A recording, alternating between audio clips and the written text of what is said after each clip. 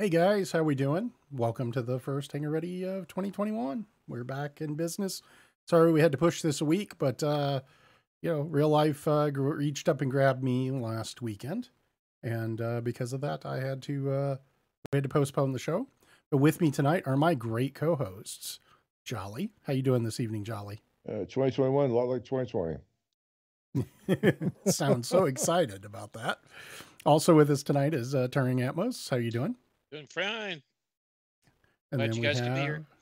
good. And then we have Callie Josh. Hey Josh, how you doing? I'm good. I hope everyone else is. Great. And then finally, last but not least, Numidius. How you doing this evening, Hey. Numidius? Doing good, man. Good. So we've got a big show tonight. It's going to go a little long. I have a sinking suspicion because we got a lot of really cool topics. But the first one is kind of near and dear to the heart of my beautiful bride and the producer of HangarReady. Go ahead and wave at everybody. Yeah, they can barely see you. There's not much light over on you there anymore. But Jacqueline did a quick review of a new type of head tracking technology. And we're going to play that video really quick and kind of talk about, what we think about this. Now, I'm going to tell you right now that all of us, and Joni, you could put us on the 5-way. I think all of us use TrackIR. Is there anyone here that doesn't use head tracking? I think I've been using it for about 7 years. Oh, so Turin's the only one that is not using head tracking. Yeah. So, yes, I remember when you got it. I was the one that introduced you to TrackIR back in the day. My wife and I were just talking about that. It was actually a Christmas gift from my mother-in-law. And so maybe I should remind her because it's a great gift. Mm-hmm. So Joni's going to run this really quick, and I'm just going to talk through it. She really did all the hard work here, and you probably need to mute that. Hey, Joni here with HangarReady. You got to hit the little mute button there. Oh, yep, wrong thing. She messed up. She's going to have to change screens real quick and get us back to the right screen. Live shows. Live shows. Here we go. So she's going to show this while we talk a little bit. And sorry that we don't have the picture-in-picture. Head tracking changed everything for me, Cole Hunter says. Yes, it definitely is a big thing. And honey, you can flip back and forth between us and just go to that every now and again, particularly when we are on the cool stuff. But this is a new type of head tracking technology. It's expensive. It's a lot more expensive than the TrackIR, but it tracks your head and your eyes and nothing else. Now, for all of us except for Callie and Josh, there is some issue with glasses a little bit. It is not perfect with glasses. At least it isn't for me. But for my wife, who doesn't wear glasses, it works absolutely fabulous. And it allows you to do some stuff that, you just cannot do with any other kind of head tracking technology. So I thought we'd take a few minutes to just she's going to get to the part that's actually interesting, which is watching the Star Citizen part. But what do you guys think about having a head tracking technology that doesn't require you to mount anything to your headset? Well, lighten the load of my head for one, that'd be nice. And you don't have to worry about charging it every morning. Don't worry about charging it. Don't worry about stuff like that. Don't worry about wires as much. The only thing my concern with the Tobii is the eye movement. It's a matter of I have a very large. I have a 49-inch 4K TV with a secondary screen, and my eyes can bounce around a little bit, and I'm kind of concerned about what that'll happen. You can. That's right. I've heard that you gotta move your slider up so people can. So you can turn off, I think, just the eyes if you want to. You can. I verified that. Now the other thing comes into play is also been told there's some lag compared to TrackIR when you're moving your head around. Joni, you've had experience with it. I haven't. Is that true or not? Well, I haven't had any experience with the TrackIR, but yeah, there's a little bit of lag going left and right with your head. So I'll have to see with the TrackIR. My big curiosity is one of the tough things with TrackIR is you turn your head and your eyes want to turn with your head, right? So you have to get used to turning your head to the right maybe, and then turning your eyes back to, or turning your head left and turning your eyes to the right. And if this let me like turn my eyes and not have to, do this weird thing where I'm turning, I'd be interested in it. I'm so used to it now with Track IR. I don't think it's that big of a deal, but I would like it if it felt more natural. I think that would be a little more immersive maybe. So Turn, what are your thoughts on head tracking? Since you're a virgin to this. Well, my problem is that I'm so used to moving my eyes around. I have a second screen, and my second screen is way over here, like a 90 degrees that way. I've never really used Track IR or head tracking, so if it's something that I can just turn my eyes, that will work well with the glasses I wear, because there's no way I can play without having my glasses on. Absolutely no way.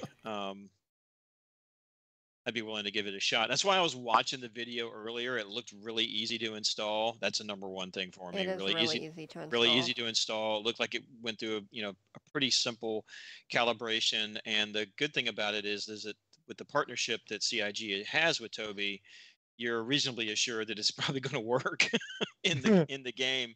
And I guess you enable it for other things if you needed it too, and you can. Yep. It's not like something that's going to be on all the time, right?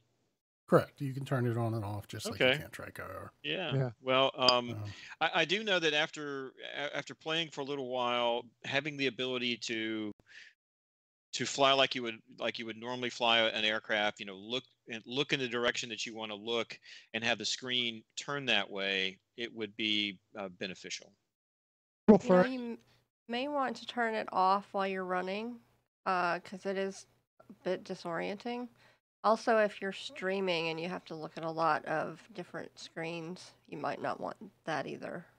So can you enable it for certain actions, or do you just have a hot button that you can flip turn it off for like running, and you can turn it on for the ship.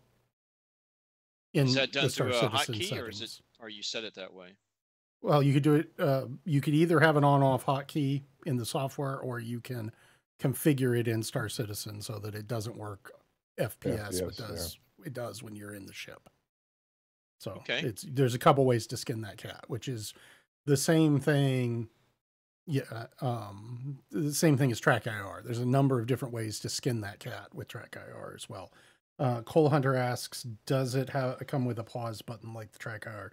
Yes, you can set up a hotkey to pause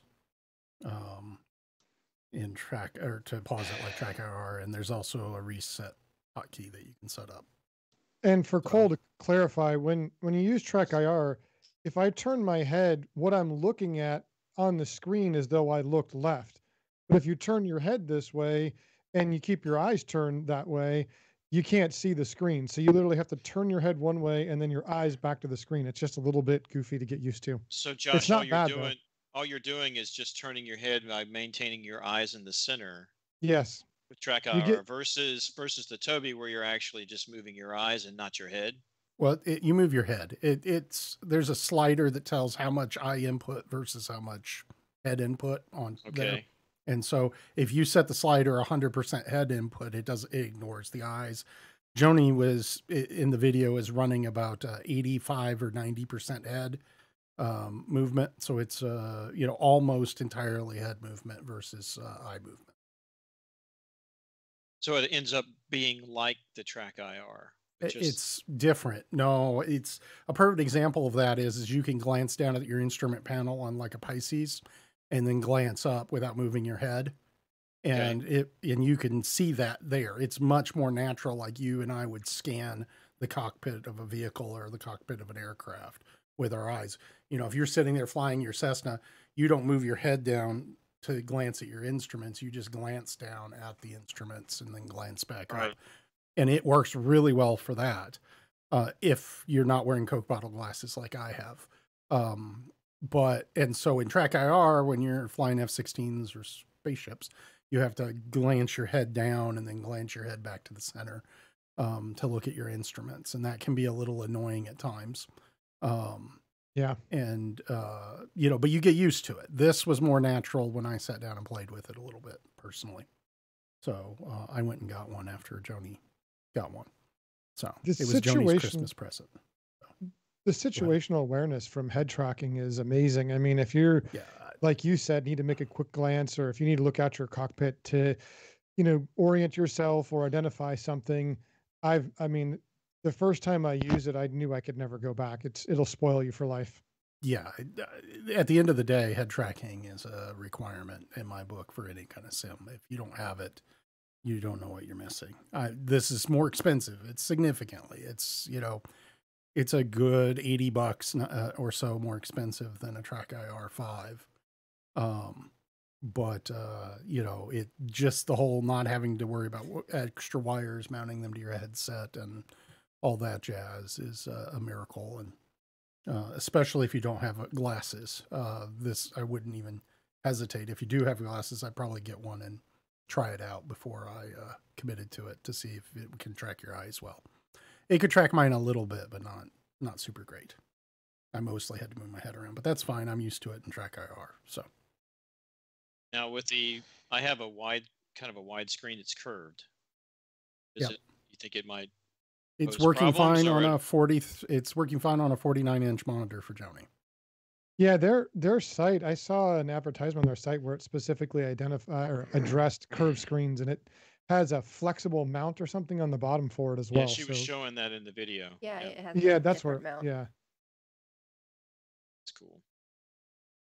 So yeah, Frack, again, if you don't have Coke bottle glasses, it is really good. But it's if you have Coke bottle glasses, it's mostly a head turner, but it's okay. It's still really good at that. And you don't have to mount a battery and a little clip thing like Jolly and Nom have on their headsets right now to your headset. But okay, well, guys, the big thing that we wanted to talk about today is that I don't know if most of you have noticed, but we're releasing Star Citizen videos on HangarReady for the last couple of months. So do us a favor, go to youtube.hangarready.com. That'll take you to our YouTube page, and subscribe. Hit the little bell icon too, and that way when we upload videos kind of going over some of this tech in more detail, you guys can check those videos out. So I think Turing would agree some of them have been decent. They've been all decent. What are you talking about? I did not say that any of them were undecent or indecent. Indecent. I guess that would be it. Okay.